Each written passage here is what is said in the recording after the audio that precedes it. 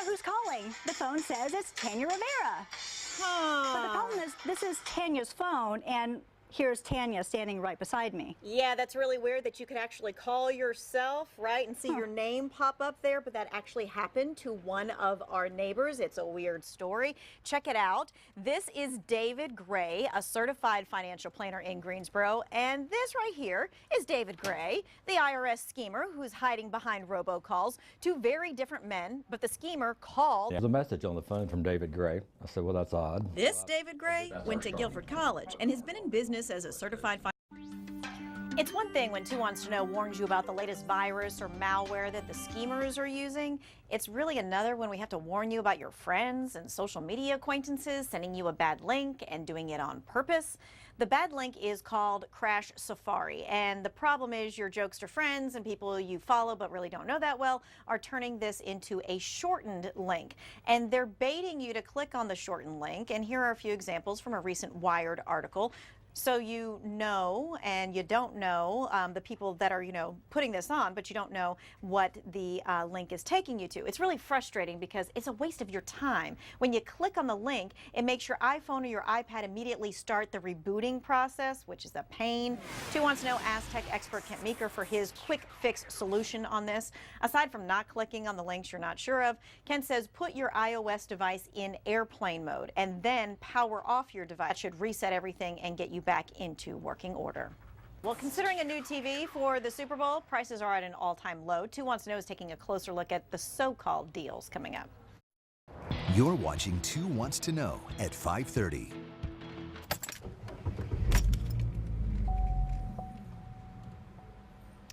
Yeah, there it is again. It's classic, right? The tire pressure warning light. Does it seem like every single cold morning that light just comes on? And it's not just my car or your car. Tires naturally leak about 2 pounds per square inch each month. But every time the temperature drops 10 degrees, your air pressure in your tire drops another 2 to 3 pounds per square inch. So the light goes on. Having to fill up your tires every time the temperature shifts, really just a pain in the neck. So when 2 Wants to Know heard that some folks were just avoiding this altogether by filling up their tires with nitrogen versus air, well, we just had to ask. Eric Ryan, the owner of Honest One Auto Care in Greensboro, is nitrogen really the solution? The benefit of nitrogen is that as temperature fluctuates outside ambient temperature or as your tire heats up and cools, the pressure difference doesn't change as much. Eric says nitrogen started showing up in the regular car tires about 10 years ago, but it hasn't really caught on much. For one thing, you can't just pull over at any old gas station and fill up with nitrogen. It's just you'll have to have a pressurized large canister for nitrogen and sometimes a specialized machine. For the most part, it's just not worth it. Most places don't have nitrogen systems to filling up tires. Because of all the machinery needed and the cost of the nitrogen gas itself, nitrogen is much more expensive than air, which is, well, I mean, basically free. Sometimes you got to, put 25 cents in the machine. Eric says if you use your car for specialty things like racing, where minor differences in PSI really matters, then you can look into nitrogen. But for us regular folks, the only benefit really is convenience. It's like putting a spoiler on top of your minivan. It might help the downforce a little bit, but it's more of a headache than anything. The only reason it would be beneficial is if you just don't want to worry about on a cold morning having a tire light come on. And for some of you, that might be enough. So here's what you do need to know if you choose this. You don't need special tires for nitrogen. Any tire will hold nitrogen. Not many shops, though, have it. So if you want to fill up, you're going to need to call ahead and find a shop and ask. Also, if you're in an emergency situation, like you have a slow leak and you can't find a shop with nitrogen, it is perfectly fine to put air on top of the nitrogen. Eric says think of it like oil and water. It won't mix, but it won't harm your tires either. A Greensboro pastor gets a big surprise. You might remember Pastor Ronald Wilson. He reached out to Call for Action last summer with a general consumer complaint. His church paid a printer up front to print some flyers, but the printer never delivered or returned the money. Well, Call for Action got the church's money back, but that's not the surprise. Coming up at 6, find out how his congregation made his lifelong Super Bowl dream come true.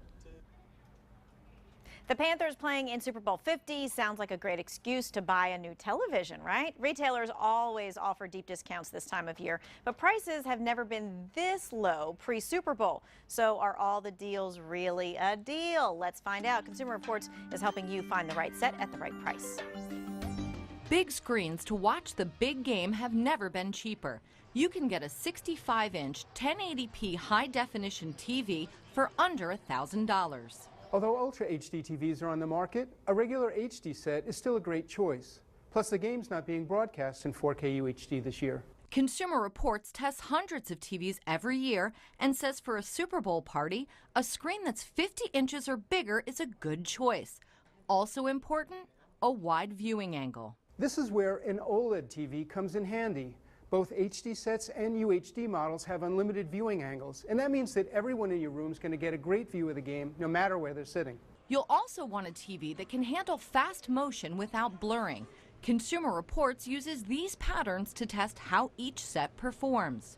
Some TVs may be a great deal for the game, but if you want to invest in the latest and greatest, check out an Ultra HD OLED. This 55-inch set from LG costs $3,000 and is one of Consumer Reports' highest-rated TVs. This TV offers everything you need to make your Super Bowl party a hit. Plus, UHD will help future-proof you for when more 4K content becomes available. If you want an even newer TV, brand new models will hit store shelves in late February, early March.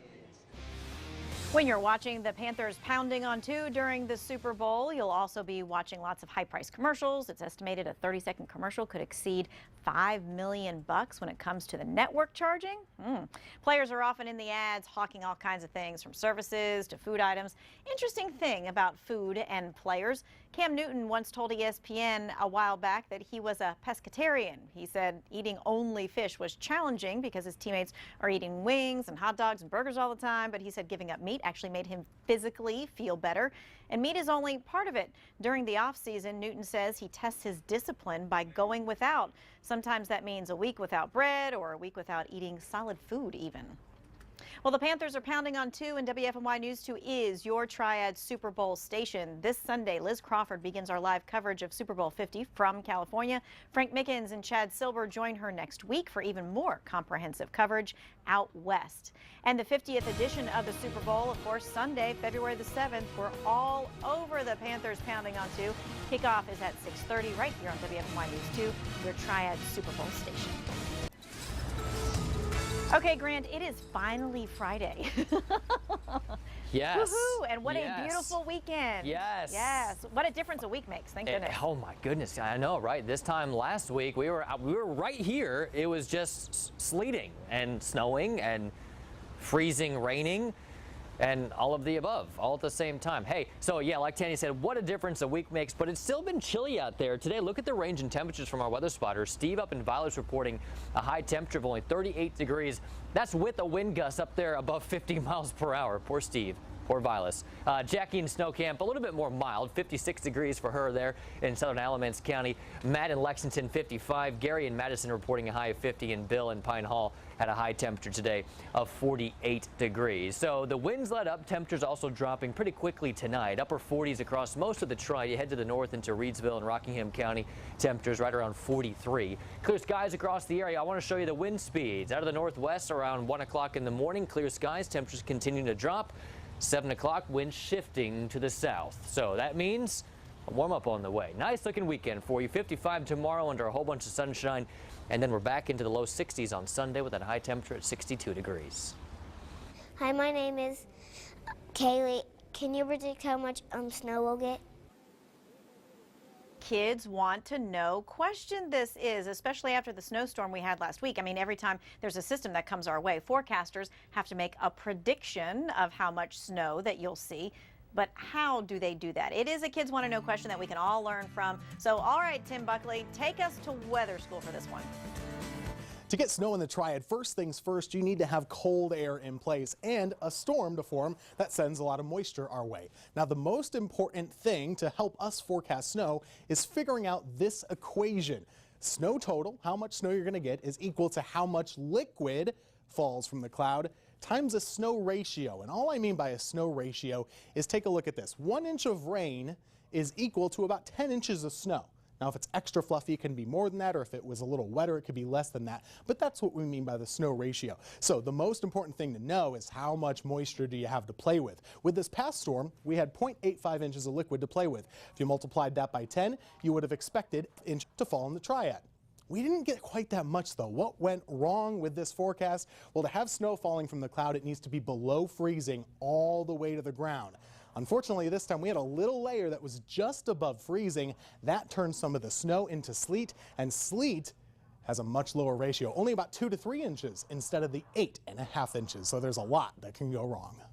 How cool is that? All right, so 2 Wants to Know answers Kids Want to Know questions on Fridays. Send in your kid's question. Take a video of them asking the question, then email us or tweet the video. We're at 2WTK on Twitter. We're at 2WTK at WFNYnews2.com. All of that is on the website. We'd love to see your kid on TV.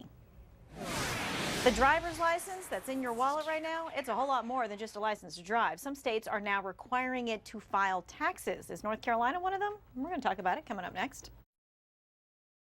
Well, your driver's license is so much more than just a card that you keep in your wallet. I mean, you use it to prove who you are. In fact, this year, for the first time, you're going to need your driver's license when you go to vote. Some states are also asking for a driver's license number when you file your taxes. At least North Dakota and Colorado are asking for the number when taxpayers file electronically, and also if they're getting a refund by direct deposit. The IRS says this is just another layer of protection because identity thieves may already have your name and social security number, but maybe not your driver's license number. Now, I've contacted the North Carolina Department of Revenue to see if this is anywhere on their radar in the next coming years. In the meantime, I thought you might find it pretty interesting to know that more of you get state tax refunds than not. Last year, 2.7 million North Carolina taxpayers got a refund, while 951,000 did not, so more of you got money back in your pocket.